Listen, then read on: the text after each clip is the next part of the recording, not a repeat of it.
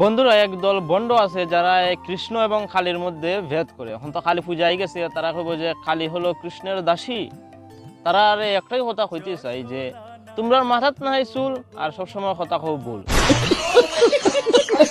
তো যারা কৃষ্ণ এবং কালীর মধ্যে ভেদ সৃষ্টি করতেছ এই সমাজের মধ্যে, কীর্তন উঠেই শুরু হয়ে যায় যে কৃষ্ণের দাসী হলো কালী, দুর্গা, সরস্বতী, ব্রহ্মা, বিষ্ণু, মহেশ্বর সব কৃষ্ণের দাস। তো আমি একটা কথা কই যে তোমরা তো মাথাত নাই চুল কথা কও ভুল, আর মাথাত দেও না তেল, আর আজকে ফাটাইমু তোমরার মাথাত বেল। তো বেল কিভাবে ফাটাইমু? গাছ থেকে আইনা ফাটাইতাম না, শাস্ত্র দিয়ে প্রমাণ করে দেখাইমু যে কালী এবং কৃষ্ণ কোনো আলাদা নয়, তারা একজনই, তাদের মধ্যে কোনো ভেদ নেই। শাস্ত্রে কোনোদিনও তাদের মধ্যে ভেদ হয়েছে না। তোমাদের মতো জঘন্য কিছু বাবাজিয়ে এনাদের মধ্যে ভেদ সৃষ্টি করে দিয়েছে। দেখো, তন্ত্র শাস্ত্রে কালী এবং কৃষ্ণ দুজনকে একই বলা হয়েছে। এই কথা গৌতমীয় তন্ত্র এবং কুব্জিকা তন্ত্র সহ বহু তন্ত্রে সুস্পষ্টভাবে বর্ণিত হয়েছে।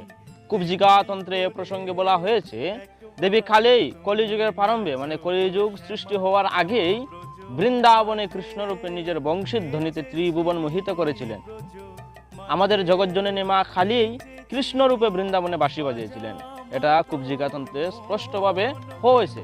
কালী রূপে তিনি দুঃখ হরণ করেন এবং দুর্গা রূপে তিনি দুর্গতি নাশ করিয়া থাকেন। তো এগুলো কথা আমার না ভাই, এগুলা শাস্ত্রের কথা, এগুলা মানতে হবে।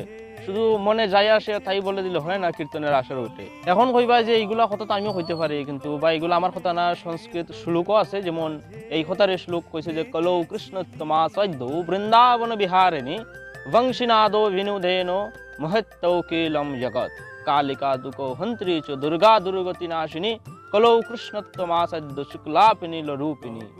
তো এগুলা কথা আমার না ভাই। আগে যে আমি বাংলা কথা কইছি এটারই শ্লোক, এগুলো আমার কথা না।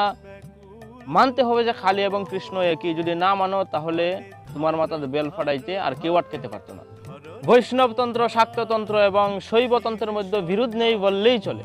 সকল তন্ত্রের সমন্বয়ের ভাব প্রবল।